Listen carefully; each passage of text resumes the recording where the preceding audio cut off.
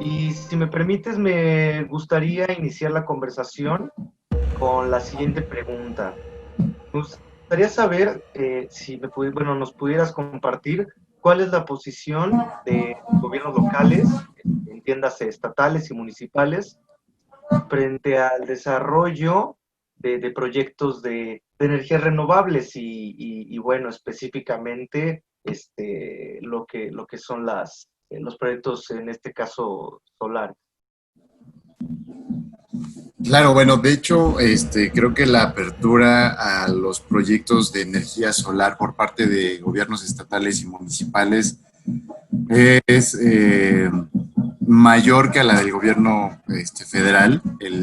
La apertura, por ejemplo, en estados como Guanajuato o de Baja California o hasta Puebla, por ejemplo, que está de alguna manera gobernado por el mismo partido que el gobierno federal, tienen una mayor apertura porque, digo, creo que puede ser que haya una mayor sensibilidad precisamente a cubrir las necesidades de las comunidades que están más apartadas de la mancha urbana y obviamente el que la compañía de electricidad, que CFE cubra todas las necesidades, pues, obviamente por la necesidad de la inversión para infraestructura es muchísima, entonces pues, no necesariamente van a ser prioridades, por ejemplo, comunidades de 250 casas, ¿no? Entonces, ahí la apertura de gobiernos estatales y municipales es mayor. En general a energías renovables, pero le están apostando de manera interesante a la energía solar. Por ejemplo, nosotros tenemos una muy buena relación con el gobierno de Guanajuato, porque tenemos ahí un evento y precisamente una de las inquietudes es los parques solares. Entonces, creo que ese es un buen parámetro, ya que pues, Guanajuato es uno de los estados que está atrayendo industria muy, muy rápido. Entonces, el querer abastecer esta necesidad o estos requerimientos de energía eléctrica con energía, a partir de energía solar, es muy buena señal. Ok. Y en ese sentido, ¿podrías compartir, pues, cuál es el potencial de generación, además, por supuesto, de esta región que mencionas, el potencial de generación e infraestructura en México, en otros estados, además pues sí, del Bajío? Me imagino que en la parte norte, ¿no? Debe haber bastante potencial para generar este tipo de proyectos. Claro, de hecho, el potencial de generación de energía, para energía solar es muchísimo. O sea, prácticamente el 85% del territorio ¿cómo se dice? Es apto para la generación de energía solar. Entonces, la verdad es que estás hablando de un 15% que no es apto y seguramente es porque son zonas naturales protegidas, que es así como prácticamente se manejan, ¿no? Entonces, la infraestructura sinceramente es muy, no quiero decir básica porque obviamente la celda solar lleva muchísima tecnología y los inversores y el obtener la energía eléctrica a partir de la energía solar que captan los paneles sí es algo, bueno, es sofisticada, pero la infraestructura requerida pues, es el panel, la estructura que sujeta al panel en caso de que sea necesario o haya presupuesto para poner seguidores de los paneles solares, para los paneles solares también. O sea, en cualquier caso, una inversión para los paneles en una instalación de energía solar, por lo general tiene un periodo de entre 2 y 8 años de retorno de inversión, dependiendo del tamaño, dependiendo de la tecnología. Entonces, esto habla de que la infraestructura es mínima comparada con, por ejemplo, construir postes esos de alta tensión que te llevan la energía, por ejemplo, que se obtiene en Tabasco, por ejemplo, de las hidroeléctricas en México, para llevarla a las distintas manchas urbanas, pues obviamente la inversión es mucho menor porque la ventaja de la energía solar es que se puede generar en el lugar donde es requerida. Entonces, ahí prácticamente lo que eliminas son los gastos de transmisión. Entonces, digo, si eliminas los gastos de transmisión de alguna manera es el juego en el que solamente estaba considerado CFE con apertura después de la reforma energética. Entonces yo creo que también es uno de los puntos por los que lo han intentado echar para atrás, pero, o sea, la necesidad de infraestructura es mínima. Obviamente también es necesario considerar que debe haber un punto de interconexión en caso de que, por ejemplo, se necesite, o sea, la planta, las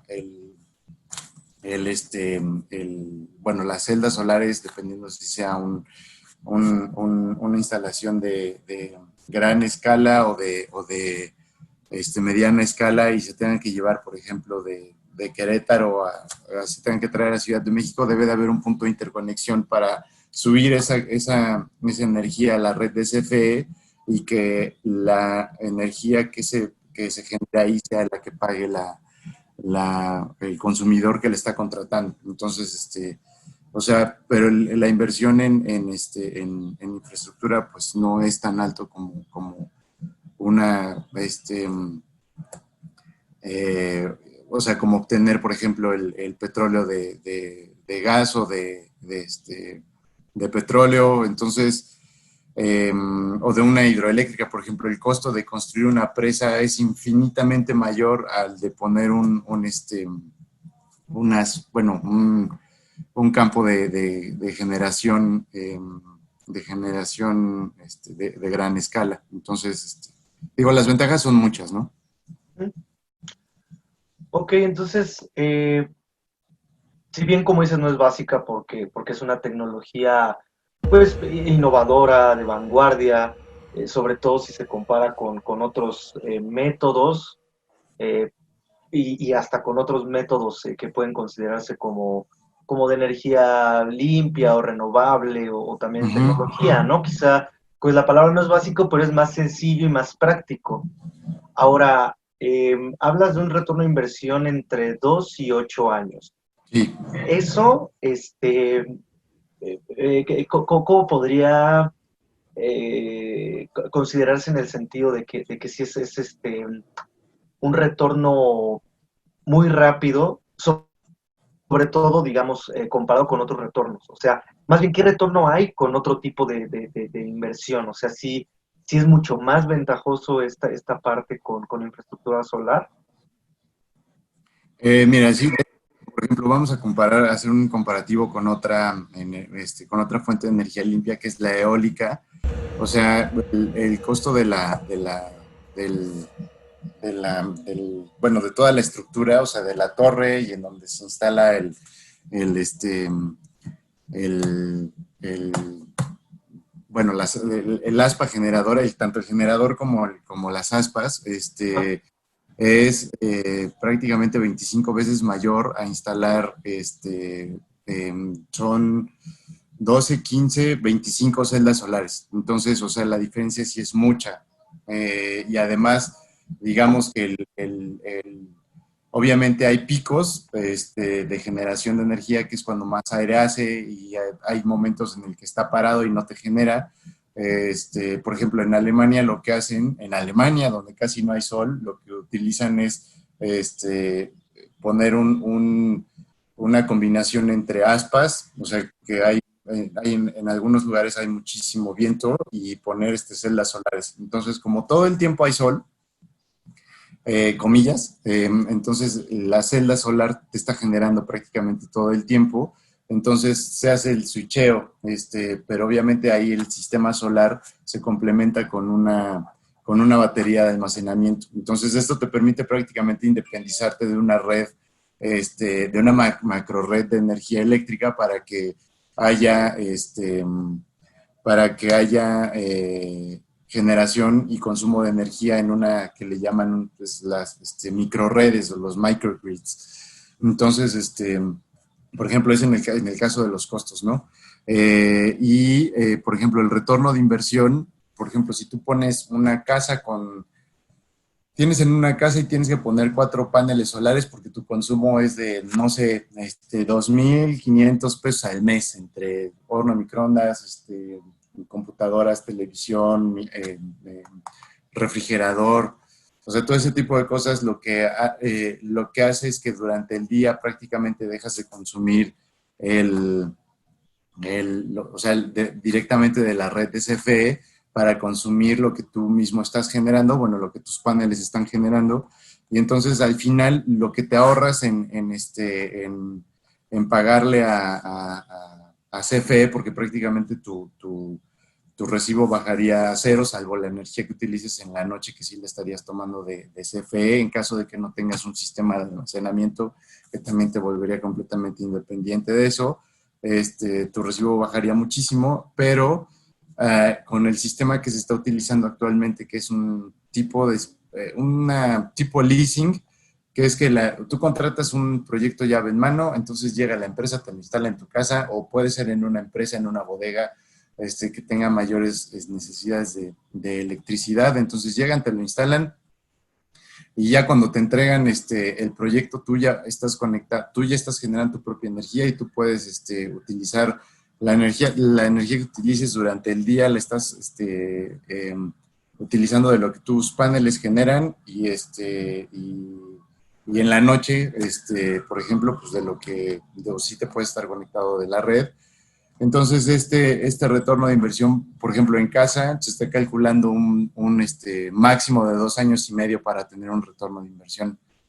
Entonces, y obviamente en una casa no puedes poner un generador de energía eólica porque es enorme, ¿no? Entonces, ahí lo que necesitarías, por ejemplo, sería una torre de esas para un fraccionamiento, por ejemplo, pero no para una casa. Entonces, es otra de las ventajas. O sea, de verdad es como las celdas solares y la generación a partir de energía solar es como comodín, porque pues, se puede instalar en todos lados. Por ejemplo, hay proyectos que se quisieron instalar aquí en México en 2011, 2012, que era, por ejemplo, ves los estacionamientos de los centros comerciales que no están techados. Lo que querían hacer algunas empresas era que la techadumbre de los estacionamientos que, por ejemplo, tenían el último piso o si era a nivel de piso, para que no se calentaran los coches, poner paneles solares arriba. Obviamente esto le hacía sombra a los coches y además el centro comercial estaba generando energía eléctrica. Entonces, eran algunos de los proyectos y obviamente, o sea, le salía más rentable al centro comercial el financiar el, bueno, la instalación de paneles solares que instalar un sistema de cobro de estacionamiento en 2 años, o sea, un sistema de cobro automatizado. Entonces, o sea, más o menos te das una idea de que de verdad tiene muchísimas ventajas y además puede de alguna manera generarte ingresos. Antes, bueno, todavía cuando estaba funcionando la energía, la reforma energética, había un esquema en el que tú podías vender el excedente de energía que tuvieras a CFE, pero pues de repente empezaron a poner cada vez más trabas para que no pasara eso. Y al final a lo que se llegó es que pues prácticamente lo que se permitiera que tu recibo llegara a cero y no más, ¿no? Hubo un tiempo en el que de hecho se permitieron los medidores bidireccionales, entonces haz de cuenta que había un momento del día en el que consumías menos de lo que estabas generando, entonces ahí el medidor lo que hacía era girar hacia atrás. Entonces eso quería decir que le estabas tú ya dando energía a CFE y que esa energía te la tenía que pagar CFE. Pero obviamente nunca funcionó. O sea, en el mundo ideal hubiera funcionado genial, pero ya en la práctica sí se volvió un poquito complicado. Ok, sí, pues sí, quizá la expectativa era otra o el plan se diseñó de una forma y ya en lo tangible, en lo real, pues fue otra cosa, ¿no? Claro, Ahora, sí.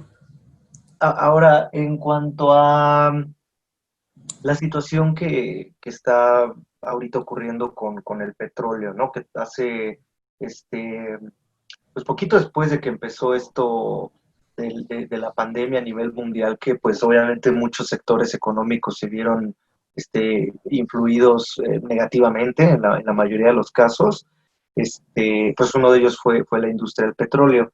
Ahí, ¿qué ocurre con el sector de energías renovables o cómo se movió, cómo respondieron, qué hubo que hacer o qué siguen haciendo en este contexto de una situación de crisis generalizada de petróleo? ¿Qué papel juegan ustedes? Bueno, o sea, el tema de la energía solar, de hecho, creo que en general, o sea, digo, siempre vamos a tener energía solar, siempre, ¿no? Esté nublado, digo, siempre va a haber día y siempre va a haber irradiación solar. Entonces, hay una estadística que dice que si pudiéramos captar la totalidad de todos los rayos solares que llegan a la Tierra durante un año, podríamos cubrir las necesidades energéticas, aun cuando éstas sigan creciendo, durante 30 años. Entonces, esto más o menos te da una idea de que pues es un recurso inagotable, a diferencia del petróleo, por ejemplo, que tenemos que encontrar lugar donde almacenarlo, que fue prácticamente lo que detonó la baja del precio del petróleo, porque nadie quería petróleo, porque no había consumo de gasolina, no había consumo industrial de energía eléctrica, y obviamente las plantas que queman petróleo y gas para generar energía eléctrica pues, estaban también prácticamente paradas, porque el consumo en general se redujo. Entonces, frente a todo este asunto, por ejemplo, lo que te puedo comentar es que, por ejemplo, en los primeros meses del 2020, Alemania que tiene, o sea su fuente principal de energía hace años, hace unos 40 años era el carbón, pero fueron transicionando a energías limpias en los últimos 25 años hasta tener hoy uno de las instalaciones, tanto de energía solar como energía eólica, más robustas en el mundo, y sobre todo el consumo industrial, o sea, el consumo eléctrico que tienen por la industria pesada que tienen allá en Alemania, lograron generar un 52% de las necesidades eléctricas con energías renovables. Y China, por ejemplo, el sector fotovoltaico, o sea, la generación de energía eléctrica a partir de energía solar creció 12%, a pesar de que durante los primeros meses estuvo también parada la industria. Entonces, lo que hicieron fue, obviamente lo que pasó fue que creció el consumo doméstico, eh, pero lograron también incrementar su capacidad de generación de energía solar. Entonces, lo que podemos deducir y determinar y sí, sacar como conclusión de todo esto es que las energías renovables, o sea, a lo mejor en un principio en países como México sí va a ser necesario un ciclo combinado, porque pues obviamente no existe de alguna manera por parte de las empresas ahorita una confianza hacia el mercado de, ok, voy a instalar X cantidad de paneles para generar el 52% del consumo de energía eléctrica en el país. O sea, ahorita creo que con todo lo que está pasando con con lo que comunicó el SENACE hace dos o tres semanas, de detener las pruebas de las plantas de generación, tanto eólica como solar, pues sí, obviamente hace a un lado, mina la confianza de los inversionistas en estos sectores, pero lo que sí creo es que o sea, el invertir en energías fósiles aún y creer que podemos alcanzar una soberanía todavía aún basada, una soberanía energética basada en, en energías fósiles es una idea arraigada en los setentas y o sea, creo que el potencial que tiene México en dos campos muy en específico, que es el de generación de energía solar, digo, energía eléctrica a partir de solar, porque o sea, por lo que te comentaba al principio de lo óptimo de México por su situación geográfica para generar energía solar, pero también en México tenemos el yacimiento más grande de litio del mundo. Entonces, esto nos permitiría también, por ejemplo, si queremos abonar hacia la soberanía energética, creo que podríamos fomentar que haya investigación o mejorar algunas investigaciones internacionales y que de alguna manera esta tecnología sea reconocida como mexicana, si eso es lo que tanto nos importa, el mejorar la tecnología, por ejemplo, de las baterías. Entonces, esto nos ayudaría muchísimo a dejar de depender de un lado de la generación de energía eléctrica a partir de energías fósiles, ya sea oil and gas y carbón, y apostarle más al tema de energías renovables, pero también al tema de almacenamiento, o sea que esto prácticamente sería lo que redondearía, perdón, la generación de energías limpias, porque precisamente esto permitiría la creación de microredes. Entonces, o sea, imagínate, por ejemplo, o sea, microredes por cuadras, por ejemplo, de las ciudades o por o ya más grandes, por ejemplo, por colonias, o sea, que cada colonia tuviera su microred, que tuviera, todos los edificios tuvieran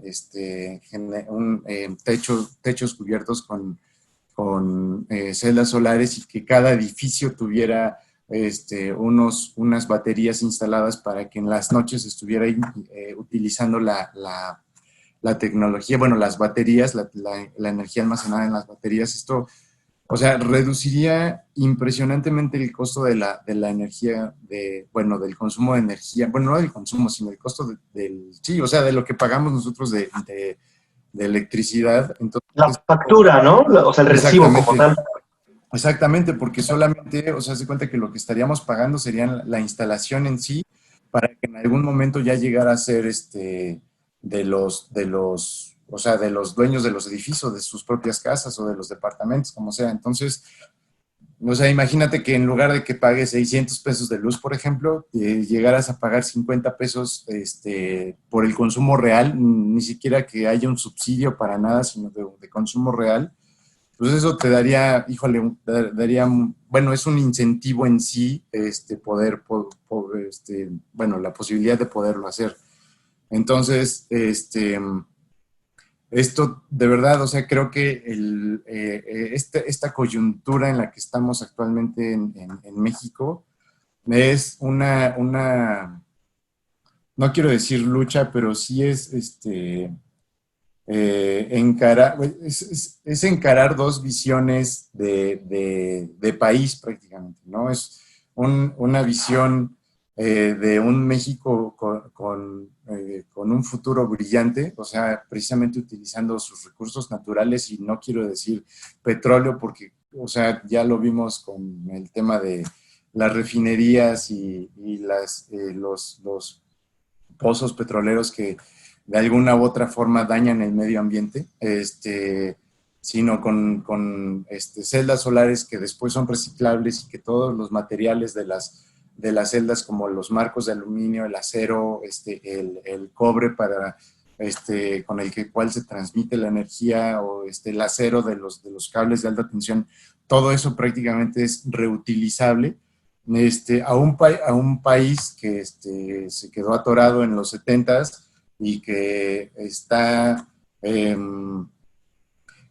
clavado en la idea de que un combustible fósil, o sea, que el petróleo, que es uno de los materiales más contaminantes cuando se incendia para generar electricidad, y que sobre todo también Si hay algún accidente con este tema, produce un desastre medioambiental en donde haya ocurrido este accidente. O sea, de verdad son dos visiones completamente diferentes, ¿no? Entonces, creo que lo que hicieron tanto el CSE como con Camín al oponerse o intentar echar de reversa lo que comunicó, bueno, el comunicado de SENACE de hace 3 semanas es muy bueno porque creo que nos damos cuenta que en realidad muchas de las empresas que están representadas por esos dos organismos ya están utilizando energías limpias, por ejemplo, ¿no?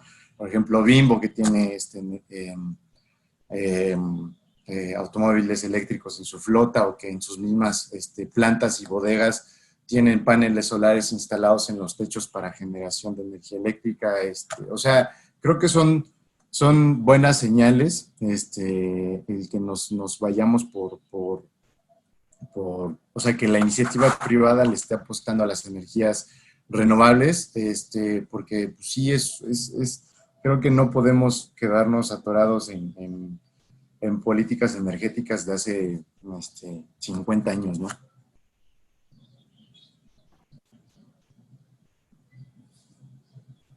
Ok, Eduardo, muy bien. Ahora, con esto que comentas de los diferentes proyectos y las diferentes, bueno, el ejemplo que pones de Bimbo, que está apostando hacia este tipo de energías y las iniciativas que ha habido, que son recientes, ¿no? Es desde semanas. Con todo esto que está ocurriendo, ¿qué proyectos tienen ustedes planeados como Solar Power y cuáles tienen en desarrollo, ¿no? Para saber un poquito cómo se están moviendo ustedes ahorita. Claro, mira, nosotros somos, o sea, te explico más o menos, nosotros somos una subsidiaria en México de un grupo alemán que organiza exposiciones, se llama la empresa, nuestra matriz se llama Deutsche Messe AG. Las subsidiarias en el mundo son Hannover First México, Hannover First Rusia, Hannover First USA y así. Entonces, nosotros lo que hicimos al ver la reforma energética y cómo estaba funcionando, y se estaba enfocando mucho al tema de solar por la simple y sencilla razón de la ubicación geográfica de México, vimos la posibilidad de organizar una exposición con dos socios internacionales también que tienen muchísima experiencia de años en el sector solar. Uno de ellos es chino, o sea, como tú sabrás, prácticamente ya toda la fabricación de insumos, casi toda la fabricación de insumos para la industria solar viene de China, obviamente por costos y también por yacimientos de silicio y todo el rollo. Entonces, pues, muchas empresas chinas decidieron comprar empresas alemanas, españolas, inglesas, italianas y llevarse la producción de los paneles solares allá. Entonces, bueno, principalmente, ¿no? Entonces, uno de nuestros socios es NEC, que tienen el evento de energía solar más grande del mundo, y también otro socio es SPI, que se llama Solar Power International, que es el evento de energía solar más grande en Estados Unidos. Entonces, digo, con la experiencia que han tenido estos dos socios en sus diferentes mercados, más lo que nosotros tenemos de información del mercado, fue que decidimos organizar la primera Solar Power México el año pasado. Y ahorita la idea, por ejemplo, para el año que entra, es darle más impulso al tema de almacenamiento. Por ejemplo, bueno, ya lo verán, pero prácticamente lo que vamos a hacer es un evento que engloba dos, o sea, que tiene un gran evento que tiene dos eventos, o sea, que está conformado por dos eventos, uno enfocado a lo solar y otro enfocado a la parte de almacenamiento, porque precisamente lo que queremos presentar es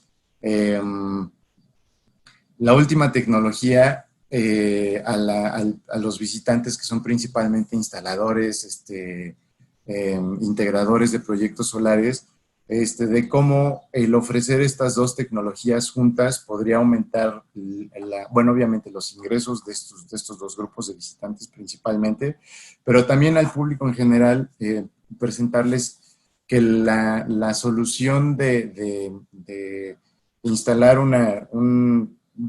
bueno, paneles solares para la generación propia de energía es muy buena idea, porque no solamente generan durante el día, entonces, porque con el tema de almacenamiento se complementa bueno, la instalación de los paneles solares, entonces, como de que dar al público la información necesaria para desmitificar precisamente esa creencia de que los sistemas de generación fotovoltaicos son caros, ¿no? Entonces, y precisamente que vean en ellos una posibilidad de reducir lo que están pagando sus pagos del recibo de la luz a lo mínimo. Entonces, digo, entre nuestros planes más cercanos está eso, el presentar y darle énfasis al tema de almacenamiento y obviamente, al igual que el año pasado y este año es presentar lo último en tecnología, en tecnología fotovoltaica. Entonces, y obviamente también, por ejemplo, hacer delegaciones, por ejemplo, de alcaldes. Ahí estamos en comunicación con el gobierno de Puebla, con una dirección de área que se llama la Dirección de Innovación, porque esto lo ven como innovación implementable en algunas de las alcaldías del estado. Entonces, sobre todo las más apartadas, ¿no? O las que de plano tienen problemas de abastecimiento o este tipo de cosas. Ese es uno de los planes, o sea, llevar delegaciones de alcaldes para presentarles esta, digamos que novedad, por así decirlo, que es una novedad desde hace 30 años. Y por el otro lado, también lo que estamos pensando con nuestros aliados, con nuestro principal aliado, que es la Asociación Mexicana de la Industria Fotovoltaica, la MIF, llevar foros a otras ciudades para precisamente intentar de igual manera difundir información sobre todo lo que tenga que ver con industria fotovoltaica, políticas públicas, cómo y por qué es necesaria la participación de la iniciativa privada en la creación y el impulso de las microredes, por ejemplo. Entonces, estos foros se llaman, hay uno que es principal, que va a ser en Guadalajara, que se llama FOMIF, es el Foro Mexicano de la Industria Fotovoltaica, y vamos a hacer foros regionales. Todavía no tenemos bien definido el nombre porque lo que queremos precisamente es que sea regional. Por ejemplo, en Mérida organizar uno, precisamente para esa región, intentando abordar el tema de cómo crear o fomentar el uso de la energía solar para evitar los apagones y que se vea afectada la industria, y al contrario que llegue más industria precisamente por la cantidad de sol que hay en esa parte del país, ¿no? Entonces es lo que son los planes que tenemos ahorita, Luis Alberto. Entonces, digo, la idea es aportar al crecimiento del mercado, o sea, no por el simple hecho de crecer, sino porque también esta parte de, bueno, la industria fotovoltaica podría generar hasta 200,000 empleos si es que aprovechamos al máximo la, la capacidad que se puede instalar y obviamente si tomamos como marco los acuerdos de París precisamente para que en el 2024 tengamos ya un 35% de energía, de energías renovables instaladas. Bueno, 35% del total del consumo de energía tiene que ser ya provisto por energías renovables. Entonces queremos que una parte de ese 35% también sea energía solar, porque pues, obviamente, o sea, sales en diciembre a la calle y hay sol, sales en abril y hay sol, sales en agosto y hay sol. Entonces creo que esa es la parte que tenemos que aprovechar y obviamente también uno de nuestras metas es que Solar Power México sea una de las plataformas en las cuales todo el output de conferencias, de programa educativo, de paneles, de discusiones, talleres, de alguna manera pueda influir en las políticas públicas mediante o sea, que las retome ese output, todo el output de todo el programa educativo, que lo tome la iniciativa privada y de alguna manera les sirva para que puedan incidir en las políticas públicas. Digo, esa es una de nuestras metas también. Y pues creo que no vamos tan mal. Ok, Eduardo, pues sí, efectivamente, en esta coyuntura de emergencia sanitaria que ha causado, ha causado diferentes, eh, que diferentes dinámicas se muevan. En este caso poníamos el ejemplo del petróleo, que hoy creo yo aquí que es una buena oportunidad, ¿no? Un buen momento de ustedes como difusores de esta información, como congregadores, ¿no? De empresas, autoridades, voceros y sobre todo tomadores de decisiones, ¿no? Del sector para que volteen hacia allá, ¿no? Sobre todo aquí en México, que como bien ya dijiste, pues se está un poco casado, ¿no? Con esta parte de las energías fósiles. Entonces, eh, pues creo yo que lo que podemos concluir es que, ok, hay una emergencia, hay que ver qué áreas de oportunidad resulta de esto, o bueno, más bien qué oportunidades hay, ¿no? O sea, dentro de esta crisis, y bueno, mira, ve las consecuencias que hubo en esta parte del petróleo, creo yo que es buen momento para voltear a ver hacia acá, mira, tenemos este evento, mira, trabajamos con esta asociación, mira, los costos de nuestros proyectos son estos, el regreso de inversión es a nivel local, estatal, a nivel colonia, trae estos beneficios. Eh, Creo yo que esa es la oportunidad, ¿no? Que tienen ustedes dentro de esta coyuntura en muchos estados del país, ¿no? Y decías de un mito de costos, ¿no? Que es costosa. También quitar un poco el mito que de repente por ahí he escuchado que dicen que el problema de la energía solar es que casi, y lo dicen así, se hace de noche y ya no sirve, ¿no? Entonces creo yo que toda esa desinformación ahorita que está en boga desafortunadamente este término, pues sí la eliminando, ¿no? Con la labor que hacen ustedes. Claro, sí.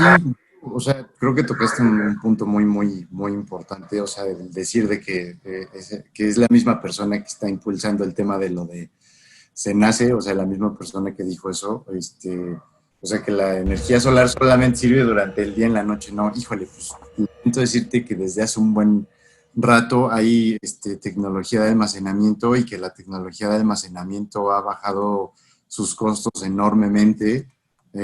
O sea, nomás para darte un número, por ejemplo, desde 2013 los precios de las baterías de ion de litio han caído en 73% y su consumo aumentó 232%. Entonces, esto te dice que es una tecnología confiable, que sirve y que precisamente con el paso de los años ha ido mejorando. Entonces, ahorita hay sistemas de almacenamiento que pueden complementar a un sistema de generación fotovoltaico y que tienen eficiencia hasta del 80-90%. Entonces, con este 80-90% de eficiencia de la batería te puede rendir toda la noche si te la pasaras de fiesta y tuvieras todos tus aparatos prendidos en casa.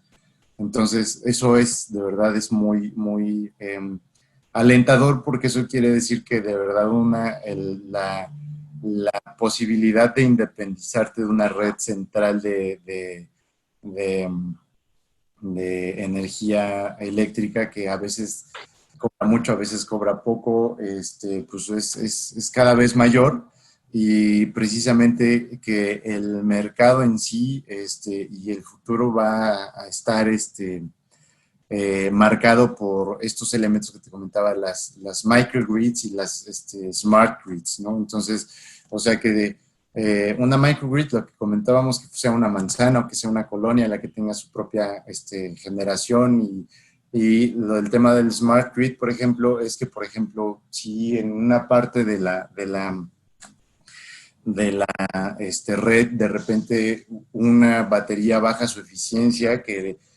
una parte de la energía de esa microgrid sea transmitida a donde hay poca, ya no hay poca energía almacenada, por ejemplo, o el tema de monitoreo de dónde se está generando más para transmitir. La verdad es que, y todo eso va a ser posible con digitalización, con, digo, almacenamiento, entonces, o sea, ese es el futuro, ¿no? No, las macro redes dominadas por petróleo, carbón y gas. Entonces, creo que hacia allá es donde debemos apuntar y precisamente es lo que nosotros queremos hacer, informar para desmitificar. Y creo que esa es labor de todos los sectores que de alguna manera eh, por temas de, de ideologías se están viendo afectados en este caso, ¿no? Entonces, creo que lo mejor que podemos hacer es informar de una manera objetiva, concreta, con números y demostrando la tecnología y ya con eso creo que la gente va a tener el mensaje de una manera más objetiva, más gráfica, más, o sea, de que vayan y puedan tocar, que nada más comunicando cosas, por ejemplo, en redes o algo así, porque digo, las redes son fundamentales, son básicas, que, por ejemplo, para nuestra comunicación, pero creo que el complemento perfecto es que vayan, vean, es como el papalote, ¿no? Ven, juega y aprende. Ok, perfecto, Eduardo. Pues agradezco mucho tu tiempo y que compartieras todo esto con nosotros y los proyectos de Solar Power y pues toda la suerte y todo el éxito del mundo ahorita en esta coyuntura y que pues los objetivos se logren, ¿no? Para beneficio del país y de los gobiernos locales. ¿Verdad?